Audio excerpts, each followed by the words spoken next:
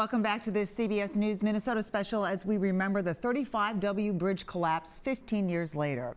The collapse happened on August 1st, 2007, just as our 6 o'clock news was beginning. In 2017, 10 years after the collapse, a few of us who were working that night reflected back on the moments as it all unfolded. Take a look. It was a quiet evening in the WCCO newsroom. The 6 o'clock newscast had just begun. Business as usual. On a bridge collapse.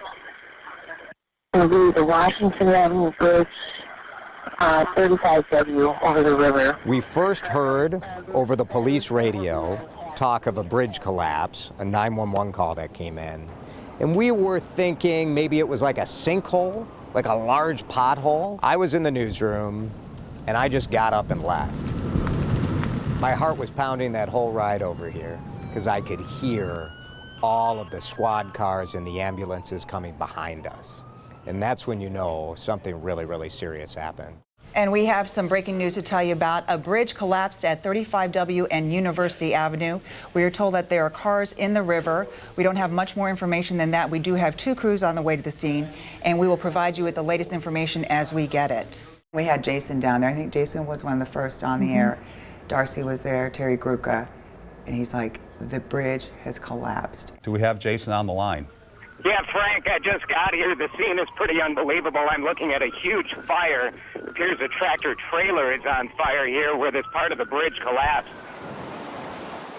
10 years later, like so many, these images live in his head and his heart. When we got here, it was still, and you could see people coming up from the river. You could see people carrying,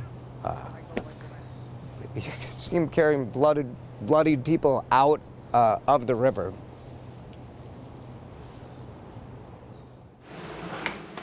It was my first week at WCCO. It was my 3rd day at the station, but my first day on air. John Lortzen had just landed his dream job, and suddenly a nightmare was unfolding. I think the image that sticks out in my head isn't even of the bridge, it's of the man I interviewed who lost his wife.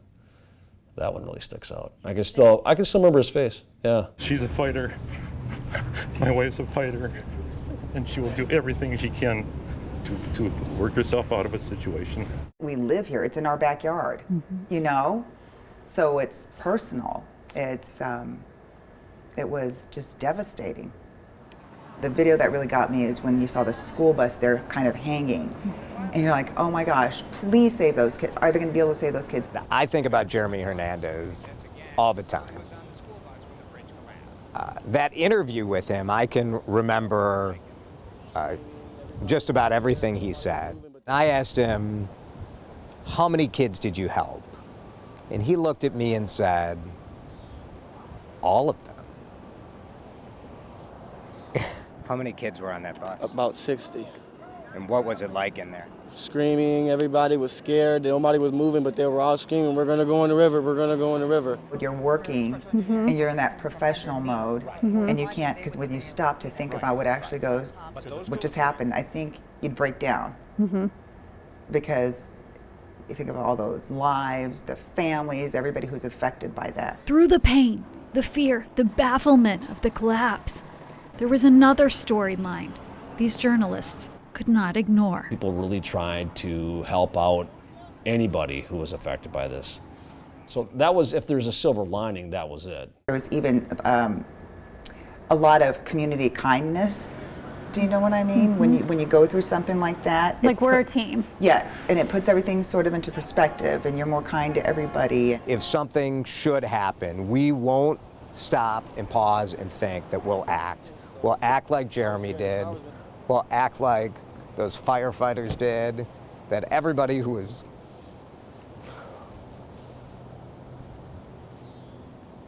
they didn't think about themselves.